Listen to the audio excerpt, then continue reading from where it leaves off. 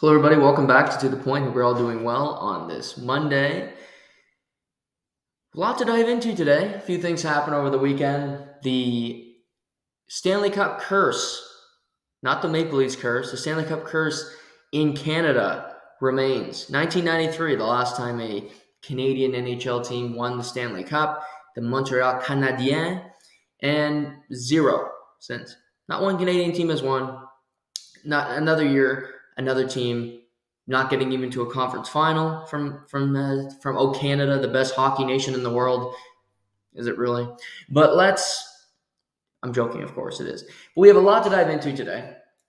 I've been asked so much over the weekend, what are the Leafs going to do? Less about the Oilers because people don't stay up to watch those games, and I could get into more of the NHL's decision to put the Golden Knights Oilers at 11 p.m. last night, which is crazy. And at first I thought the reason was that, there must be something. There's ESPN's got baseball on. That wasn't why. I really don't think this is why hockey in the States will never grow all that much. I believe the NHL booked that game at 11 p.m. last night because Succession was on Sunday nights. HBO. You might say HBO, ESPN, not the same station. True. But more people watch HBO Succession live than they watch ESPN programming. More than they watch NBA regularly. People tune into Succession live. I don't think they wanted viewers that were watching Succession to miss the hockey game. Whether any of them flipped the station after Succession was over, that remains to be seen. That's just one conspiracy theory. We'll see. Doesn't really matter. Oilers are out. Leafs are out. Let's get into it. It's funny how a week can change.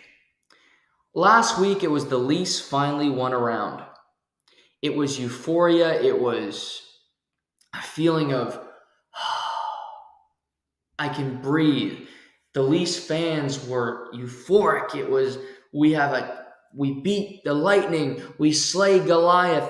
And now we are in pole position to make it to a Stanley Cup final, which was true. Bruins out. Lightning out. You remained. Rangers out. And the Leafs remained in the top spot. Odds makers, fans, eye test, analytics, it didn't matter. The Maple Leafs were the favorite to get to the Stanley Cup final, and that was just a fact. They were the best team remaining, but here forever. Sometimes the best team just doesn't win, and often that happens in the National Hockey League. The Bruins, best record, no longer playing. Lightning, pretty damn good team. Leafs, fourth best team in the NHL. None of them are still playing. But you look at it and say, we had an opportunity. You go from euphoria to the ultimate knife in your side because you didn't finish the job. I said this last week, and it remains true to this day. This Maple Leaf season is a failure because things can change with circumstance. When you grow up, if you grow up and you don't have great parents, you're not in a really good situation. You have a really rough childhood and you get out of it. And you find a way to be successful. You go to school and you make a whole lot of money. But you go and you have all that money and then you file for Chapter 11 and before you know it, you're broke again. You don't have any of that money. Was your life a success? Did you turn it around? For a short period of time, you did. But to me, life and having success in it is sustained excellence, sustained happiness. Whatever you're doing, you want to do it for an extended period of time.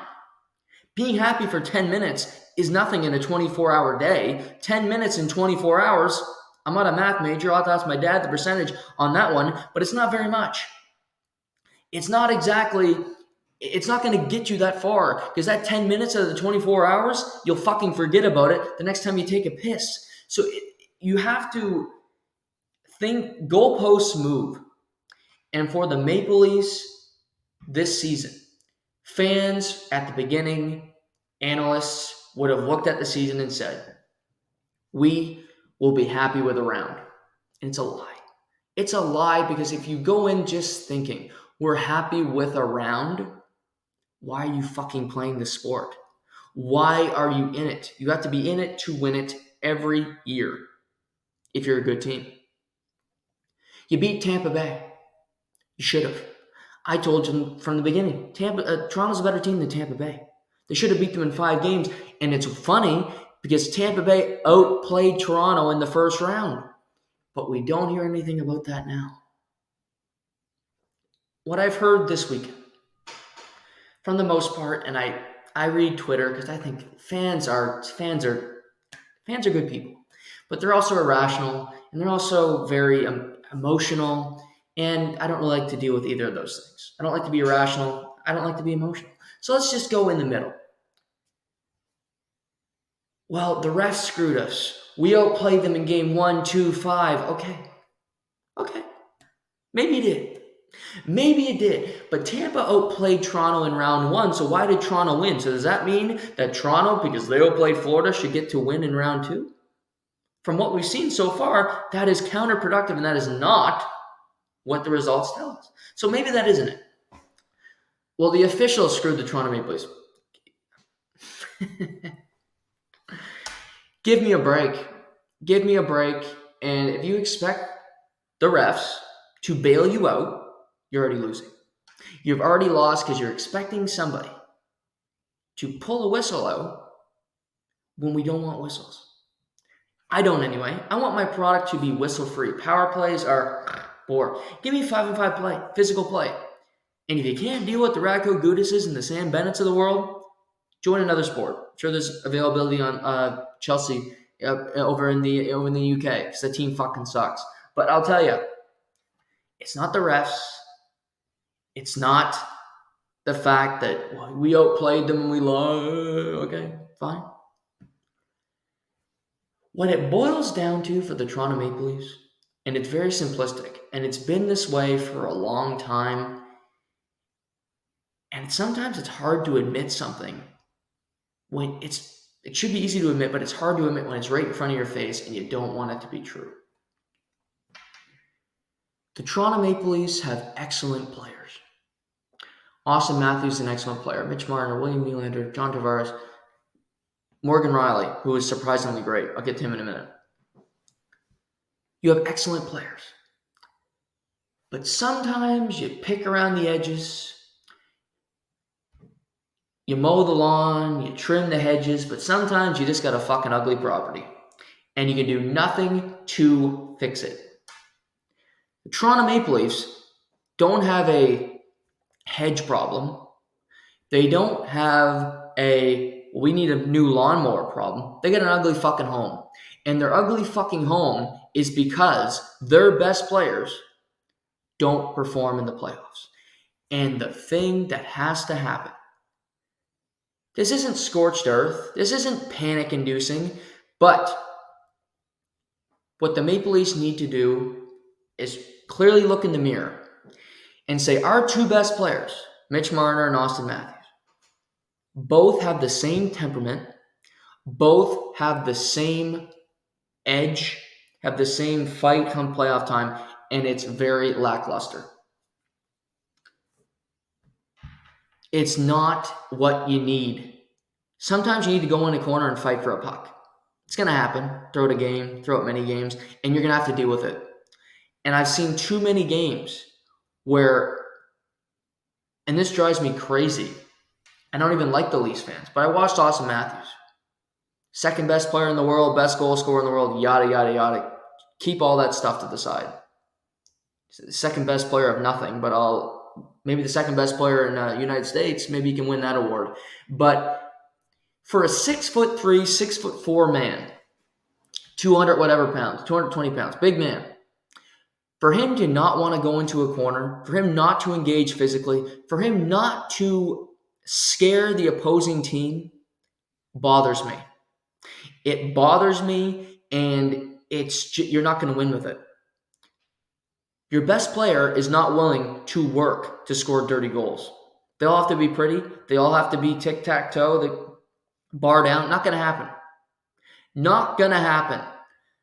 Carolina scored 2 overtime winners by Jesper Fast and Paul Stastny. You probably never heard of either of them. Yet they scored both 2 dirty goals to win a series. 2 more series than Toronto won. Sometimes it's just about effort. And your best fucking players giving an effort. And you look around. Jonathan Marchessault isn't better than Austin Matthews. Ivan Barbashev isn't better than Austin Matthews, but they're willing to put in the fucking work. Jack Eichel is playing harder than Austin Matthews.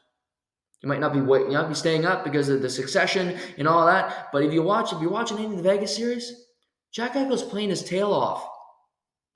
And he might win a cup before McDavid, before Matthews. Woof, would people just panic then? But you got 2 players, Matthews, Marner, with the same temperament that are not willing to put in the extra effort to win. And this is just simple logic to me. When 2 guys that are the best on your team aren't willing to put in that effort to win, you're not going to win. You're not going to win.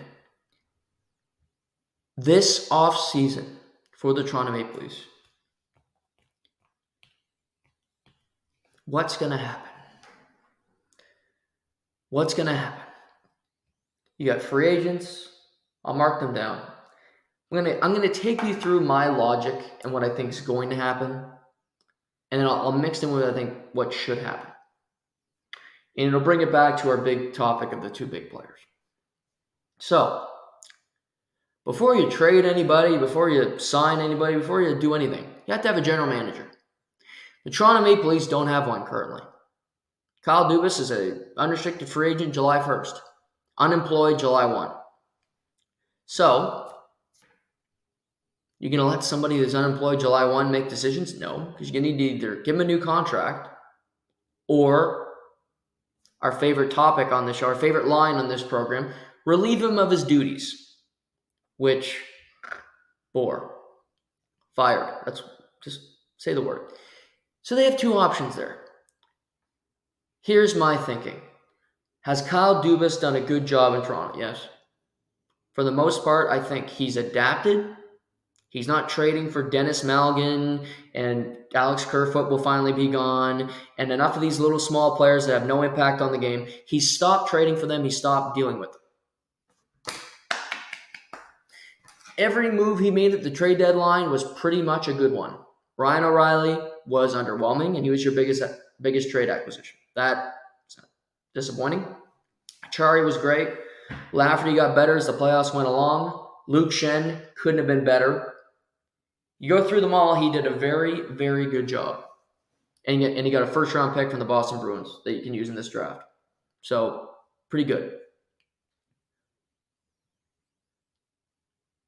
I would bring Kyle Dubas back if, and only if, he's willing to look at the house metaphor I used earlier, look at the home and realize that it's a piece of shit. And say, we need to do something about this. Kyle Dubas can return as GM of the Maple Leafs if he's willing to trade Mitch Marner. Kyle Dubas could come back, and it's an ultimatum, but I don't care. I'll hire somebody else that's willing to do it. You want to stay? You want your kids to still go to school in Ontario? You want to go somewhere else? Okay. Go work for Pittsburgh. Try to dig out of that shithole down there. Take the Calgary job. Fun. You can stay here, and you've earned it. And you know what? You might even be our new president. But you have to be willing to trade Mitch. Because, and here's why. You can't trade Austin Matthews because he's a center iceman. And as much as I hate the way he plays in the playoffs, and I'm not 100% certain he'll ever win a Stanley Cup because I don't think he works hard enough, and I don't know if he wants it enough. But he's a center iceman. He's, 12th, 15th best player in the world. That's right, where he should be slotted, nowhere higher. He's right in there, and it's hard to replace centers. People are clamoring for centers. The Anaheim Ducks are going to take a center second overall. They've been drafting centers for years. Why? Because they're so hard to find. When you get one, you hang on to them like grim death. Matthews he won't be trading him. I think he said in his year-end media availability today, he wants to sign an extension July 1. Sign him. Make it a good deal, though. We'll talk about that in a minute. But to me, Kyle Dubas can return if he's willing to trade Mitch Marner, because with these two players, same temperament, same feeling, you're not fucking winning. You're not going to win. You've been picking around the edges forever. It doesn't work. Eventually, you have to fix up the home. The trade is tough. Trading Mitch Marner is tough. I thought about it all weekend. And you have to trade him before July 1st. You know why? Because he's got a full no move, kicks in July 1, with 2 years left on his deal. People think that change is a bad thing. People think, well, you do something different, you change a job, you buy a new business, you sell your business, you go on a trip, you do something. You can be around people in your life that view that as a negative thing. And it can cripple you because you don't take chances, you don't do different things to live a better life. And you get stuck in that same life that you've been in forever, and you're not happy in that life. Mitch Marner and Austin Matthews are great buds. They go to the UFC events with Bieber, and they're all chummy, and they wear their nice outfits. Great. Good for them. They can be friends on opposite teams.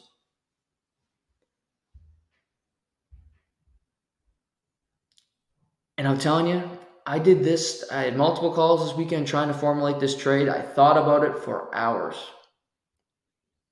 It's not easy. You got $10.9 million you got to fit on another team. So that means you got to have a lot of money coming back. Here's a proposition. A couple. The New York Rangers are a desperate team.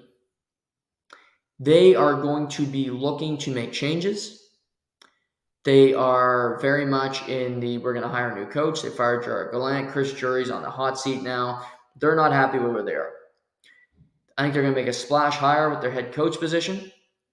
And I believe that they're going to make a splash when it comes to the trades, because the free agents, you're not going to make a splash there.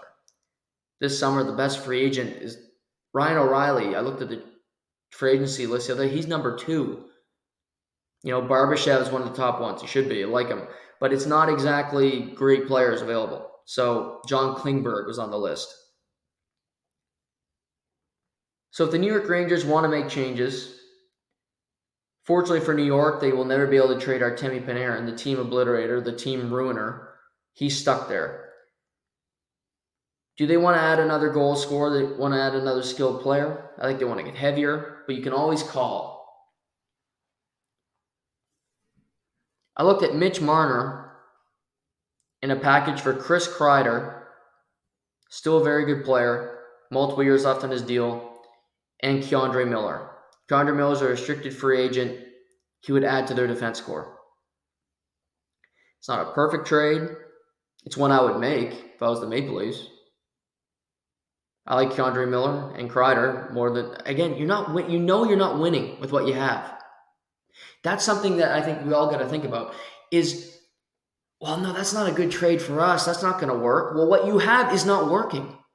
What you have is not winning. To me, it's not.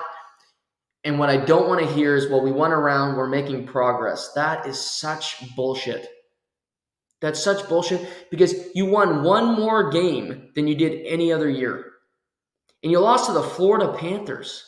And Florida should be the reason for this switch. Florida lost in the second round last year and they got swept by the Lightning. And the Leafs might as well got swept. Can you win one game? Way to go. Give you a participation trophy for making that, win an extra game. But you You lose in 5, that means you're nowhere close to winning the second round, and you're nowhere close to winning a Stanley Cup. Let's just be honest about this. Florida was in a similar position. They traded the best player in franchise history, Jonathan Huberdeau, and Mackenzie Weegar, a drafted, developed defenseman, to the Calgary Flames for Matthew Tkachuk. People hated it. People hated the trade. Huberdeau is our guy, and yet Huberdeau is never going to be a winning player, and Tkachuk is. Will Florida beat Carolina? I don't know. But I'll tell you this. Florida, in their history with Huberdeau, never got to a conference final. So they've already done fucking more than they did with him. This is the same thinking for the Leafs. You're doing this to switch up your organization because you think you have a better chance to win. Could you trade Marner to Los Angeles for Adrian Kempe? Plus, I thought Mikey Anderson could be thrown in the deal. You had a draft pick. I like Adrian Kempe. He brings a different element to your team. Marner goes to Los Angeles. They need another scoring winger. They need more scoring. Helps both teams.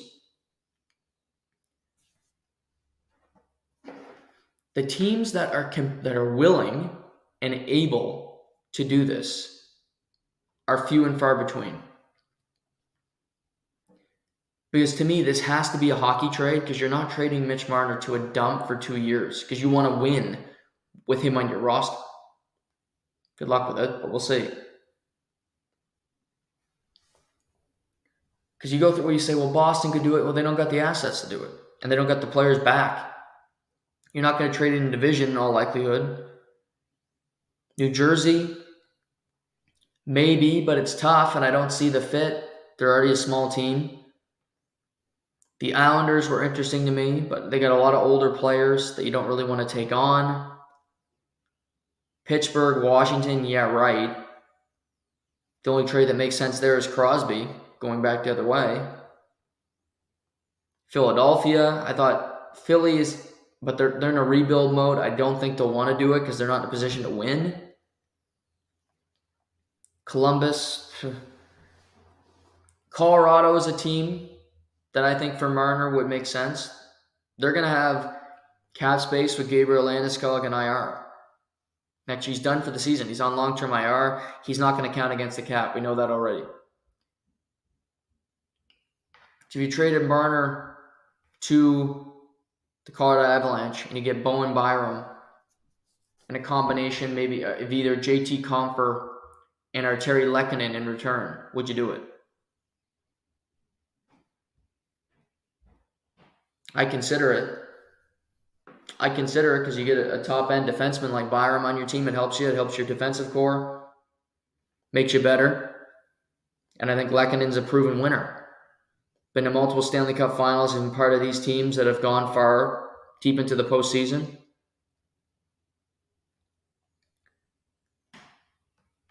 But to me, the Kyle Dubas extension, he can become the president of hockey ops. I'm not opposed to it. But to me, there has to be a promise of significant change. It's not just, okay, we swap in Ryan O'Reilly for a different body. We do this, we do that. That's not the way this should operate. Because you've done that. And I don't want to hear, well, okay, the Leafs, they make their big switch. They trade William Nylander. That is so asinine. If you do that, you might as well just say to your fans, yeah, we want to lose. William Nylander's been the best forward on the Toronto Maple Leafs the last 2 playoffs. Better than 34, better than 16. Go look it up. Go up the numbers, watch the game tape. I don't care what you like to watch. It's just it's a proven fact. So trading Nylander is a net negative. It doesn't help you. It puts you back. Plus he makes $6.9 million and he's worth every fucking penny. And he's got the puck on his stick more than the other two. Or if Marner does have it on his stick, it's on the opposite team's stick in under 30 seconds in the postseason.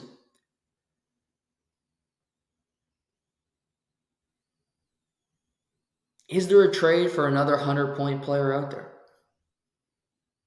Florida traded a 100-point player for a 100-point player in Tkachuk. Is there a perfect swap that exists?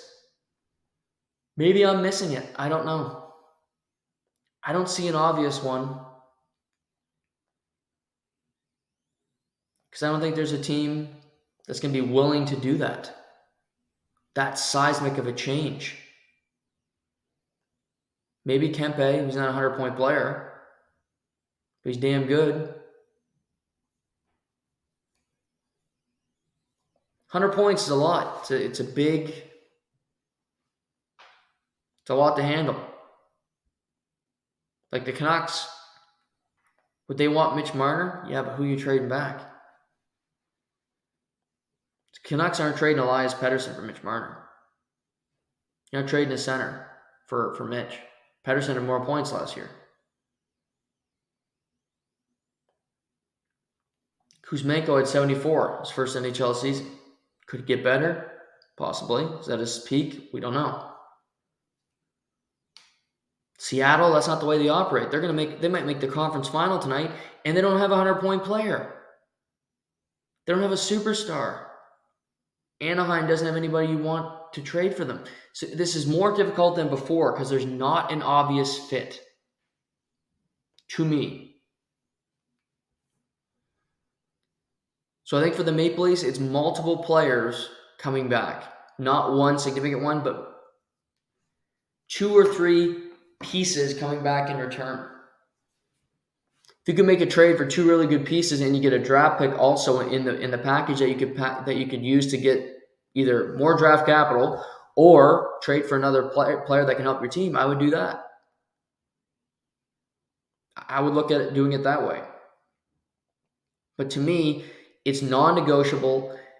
If Kyle Dubas returns as your GM, if you want to make him president of hockey ops, whatever you want to do with him, it has to be written in stone. It has to be 100% locked in. You are trading Mitch Marner.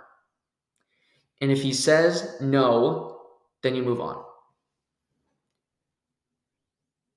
Because for Larry Tannenbaum, for Rogers, for Bell, this is about winning. You're trying to win a Stanley Cup. You're not trying to appease everybody. And by winning, you appease the fans. So in a way, you're doing both.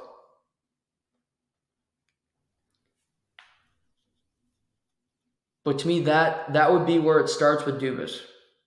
Because I do think he's a good GM. I think he's a smart guy. I think his antics during the playoffs, he looks like a little child up there throwing water bottles.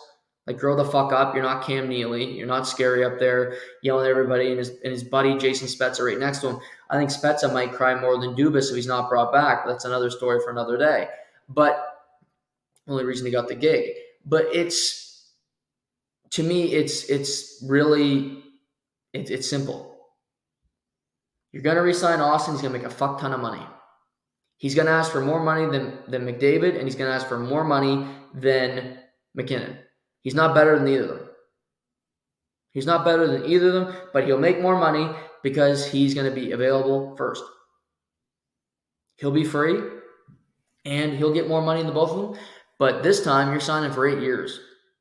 You're not doing this 5 years again, then you get to be free, and then you could possibly leave. I'm not doing that.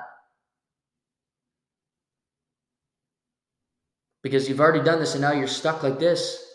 These contracts coming up because Kyle Dubas did some bad negotiating. And you're in this cap situation because you did this.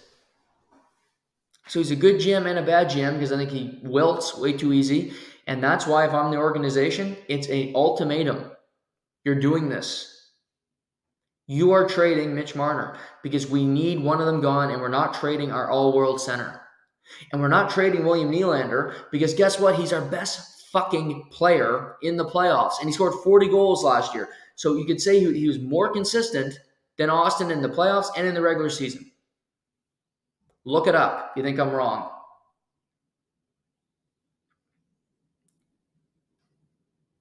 If Kyle Dubas returns, Sheldon Keefe will return. I don't see a situation where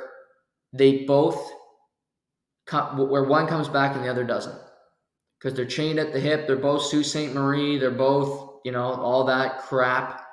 And they're tied up together. So I see them returning as a package if they do. I think Keefe's a good coach. I will say, I think in the playoffs, in particular in the second round, he choked. Here's why. All year he puts his lines into a blender. You start with these three together, they might not last two shifts. We get this guy playing with this guy, we're blending it up, we're changing it, and in the second round, he kept Marner and Matthews together for 3 consecutive games. No productivity. Why keep them together if it's not working? Change it up. Do something. It's not working. Why are you staying with this pragmatic, stupid option to me? Make a change. Do something different. To try to change the juju, to try to get some better momentum. He didn't. He stayed with the same lineup. He did the same things over and over again. And to me, it made no sense. So I thought he choked in that second round series by just sticking with what got you here. That's not what got you here.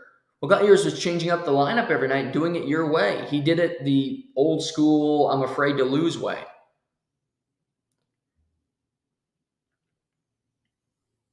If Dubas is gone, the new GM, who will that be? Oh, who knows? Brandon Pridham's the assistant GM. Calgary's requested permission to interview him. I don't think the Leafs want to lose him, so if they bring Dubas back, that's why I say Dubas could be the president. Pridham's the new GM, kind of like what they did in Vegas with George McPhee and Kelly McCrimmon. They're both running the show there. If Dubas is gone, who's the new GM? Pridham, potentially, because you want to keep him. Do you call back Mark Hunter, who hasn't gotten a GM job since he's been with the Leafs? I thought about Mike Futa, who works for Sportsnet, won some cups with the Los Angeles Kings. Jason Botterill, former GM of the Sabres. Marc Bergevin, obviously formerly with the Montreal Canadiens. I think he's going to get a job somewhere eventually. GM's tough because it's a tough job. You got to come in and do a whole lot of work. You could call Brad Treliving. I wouldn't hire him. I don't like the way he GMs. But if there's seismic changes, coaching staff, things of that nature, I think the new Leafs coach, if Keefe is gone, is Joel Quenneville. I really do. I think they'll make a splash hire, and I think Joel wants to coach an original 6 team. He needs permission from Bettman to come back. I think he'll get it because he's done a lot to work on himself since the Chicago days. I think the Rangers or the Leafs are hiring him. I just have that feeling. Both teams, I think, would want him. I think he's a good coach. He's won pretty much everywhere he's gone. Obviously coached in Chicago for a long time, original 6. Would love to coach in New York, the Mecca, or Toronto.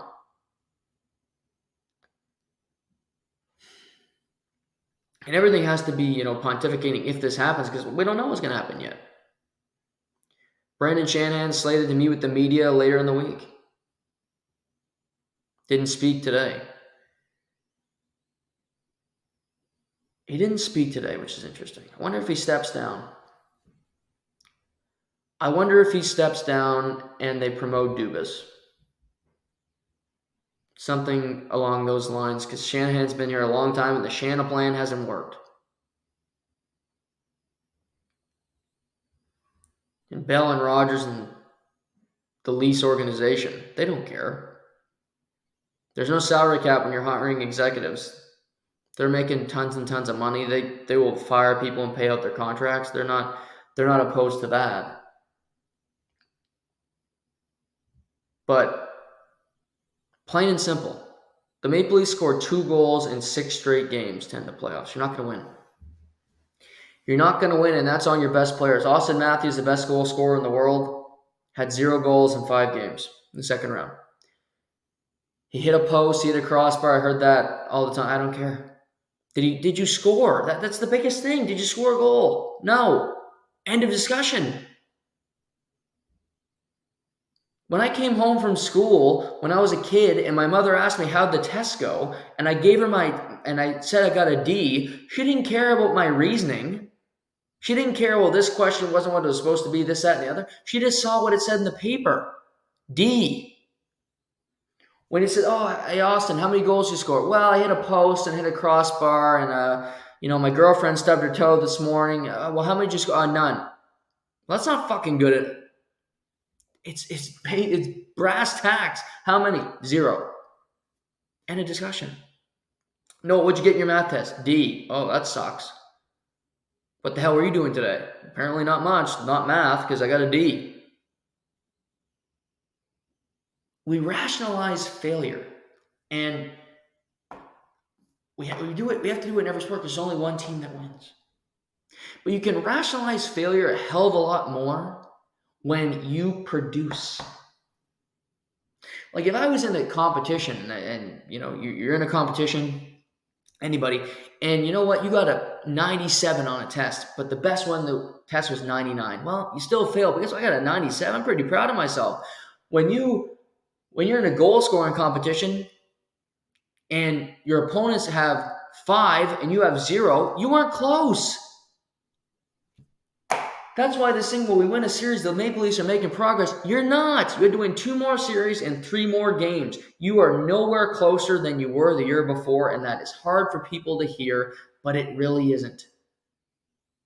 It really isn't. You're nowhere closer. You're not a Stanley Cup contender if you lose in the second round. Just like the Oilers aren't either. I was wrong. I thought they'd win the Stanley Cup. I'm wrong. This whole playoff's been chaotic. Complete craziness.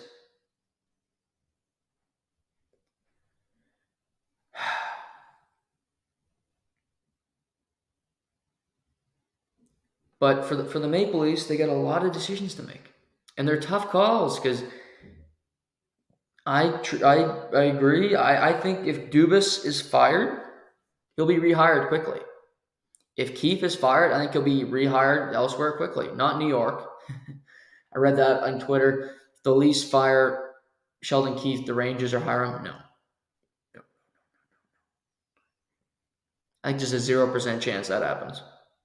0%. They're not hiring a novice coach. No, not happening. They want to splash. Sheldon Keefe is no splash hire. But just because he coached in Toronto doesn't mean you're a splash hire. Mike Babcock got fired in Toronto, hasn't got a job since. How big of a splash was that? He might get the New York job though, which is interesting. Which would be fun if he got it. But for the Maple Leafs, departures. These are free agents that they have for this coming year that they gotta think about. Ryan O'Reilly. Ryan O'Reilly's gone. On the free agent list, he's number 2. He's going to be overpaid. He's 32. He wasn't that great as a Maple Leaf. His production was fair at best. No. He's going to want too much money. He'll get too much money. I don't think he returns. David Kampf. David Kampf played his tail off in the playoffs. He got crushed by Gudas, came back. He was their best player in Game 3. You could argue he was one of the best players in Games 4 and Games 5. Every shift, he seemed to be in the offensive zone. He wins draws. He does his job. He's earned a raise. I think he's going to make over $2 million a year. Can the Leafs afford him? I don't know. Achara is a free agent as well. If I had to pick one, I'd take Kampf. Because I think Kamp's better on the penalty kill, and I think Kamp's just overall a better player. I like Achara a lot too. I think Kampf is just, you talk about Swiss Army knives. Kamp's the Swiss Army knife, not Alex Kerfoot, who sucks. Speaking of Alex Kerfoot, free agent, gone. See you later. Don't even give us your pass. Don't even think about coming back here. If you're a visiting player, you're not allowed in this building either. Get out. Michael Bunting, no. Michael Bunting is a problem, not a solution. And I think he's going to want too much money. I think his ego is more than his play dictates. He thinks he's a better player than he is. Michael Bunting, I don't see back in in Toronto because I think he's just going to want too much money. And he'll get it from somebody. I just don't think it'll be the Leafs. It'll just won't happen. But they're going to have Morgan Riley back, Timothy Liljegren, Jake McCabe, TJ Brody. They have Mark Giordano has another year on his deal. He makes no money, but here's the thing. You want him to retire. Maple Leafs brass wants him to retire because he was no good in the playoffs. He got worse and worse as the season went on. He's 40 years old. He's had a hell of a career. Norris Trophy winner, all of that. You love Mark Giordano. Maybe he could be Spezza's assistant because every old Leafs player gets a job. So maybe he becomes Spezza's assistant. I don't know. But you don't. In a perfect world, he goes away. He goes away and he just, you know what? I've had a hell of a career. We made the second round here. I'm done.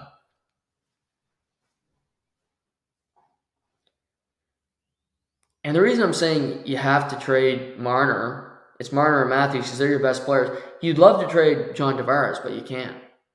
He's got 2 years left and a full no move. Full no move meaning he has to accept any destination you trade him to, and he can block any trade. He's not going anywhere. He's putting his feet up. He knows he's the captain next year.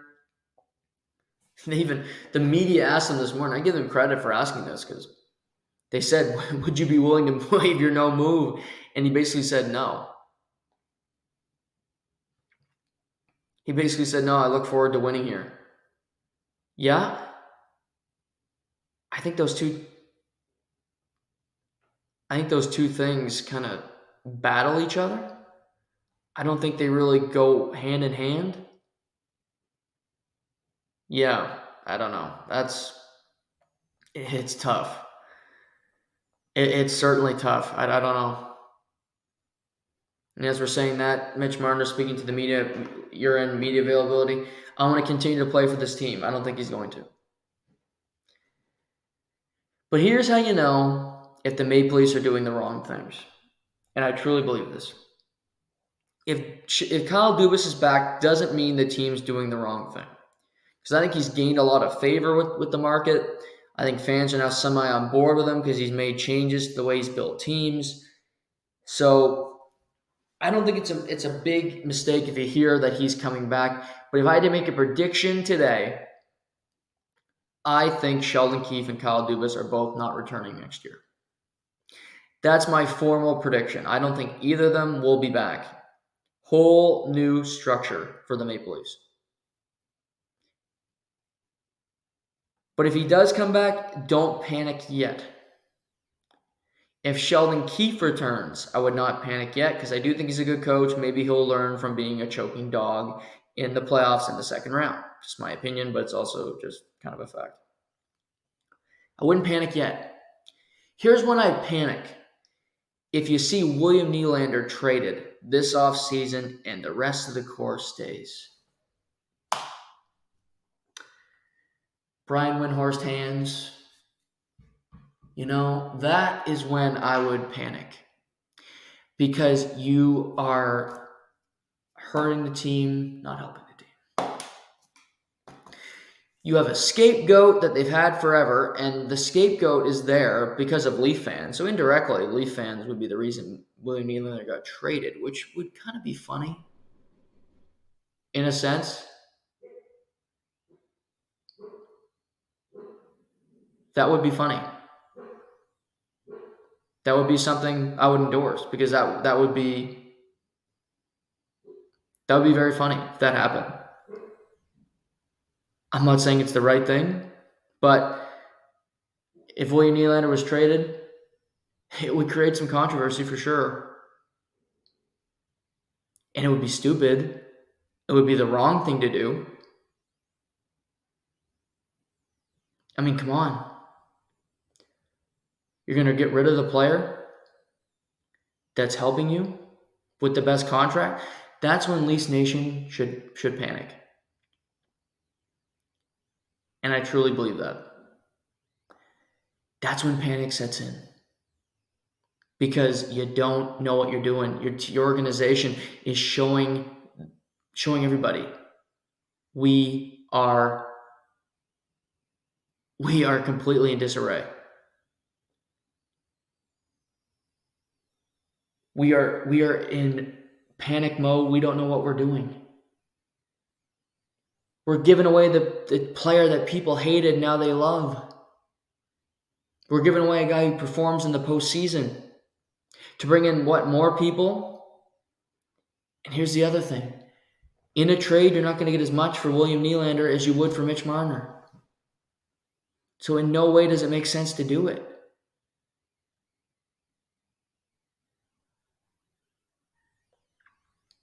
Big things need to happen. Whether it does or not, completely other story, different story. The Maple Leafs are a fascinating saga. They're a fascinating team. I don't know what happens with this team. I think I do. I know what should happen, but it's up to the people in charge to make those decisions, to make those smart moves.